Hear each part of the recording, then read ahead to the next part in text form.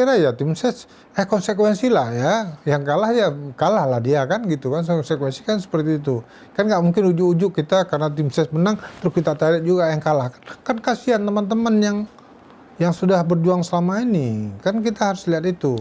PJ Bupati untuk menunjukkan, tentu itu ada ketentuannya.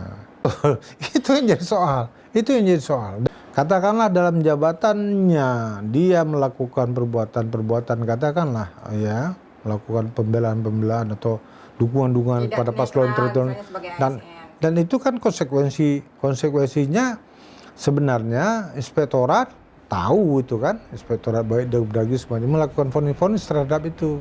Mengartikan kita berteman itu memberikan jabatan. Dia dua hal yang berbeda itu. Nggak sama. Berteman kan nggak harus kasih jabatan. Kecil pikirannya.